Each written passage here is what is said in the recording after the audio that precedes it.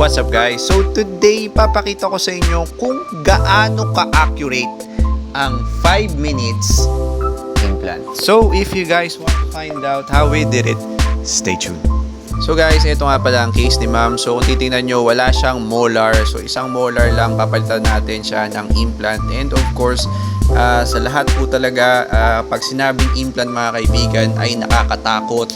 So ito ma'am, isa po siya doon sa mga natatakot mag-implant. Pero sasabihin ko sa inyo mga kaibigan, as of now, 5 minutes na lang po ang paggawa. Mahirap pa po ang magbunot kesa mag-implant. Ayoko pang magbunot kesa mag-implant mga kaibigan. Napakadali po mag-implant.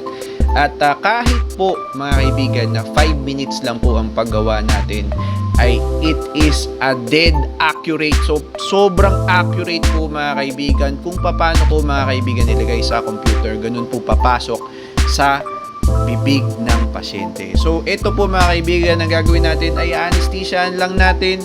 And of course, butas-butas, implant, tapos within 5 minutes kasama na ang anesthesia. So napaka-bilis na lang po mga kaibigan ang mag-implant. And ito po ang pinaka-gusto kong ipakita sa inyo. Etong picture po na to na nasa likod, yung drawing. So ito po ay ginawa ko po to sa computer at i-print natin. And ito pong isa, ito po ang kanyang x-ray. So kung titingnan nyo, kung nilagay ko sila side by side, super duper accurate. Kung ano yung slope ng buto, nandun din po yung implant. Napakaganda, napakasakto kung saan natin nilagay sa computer.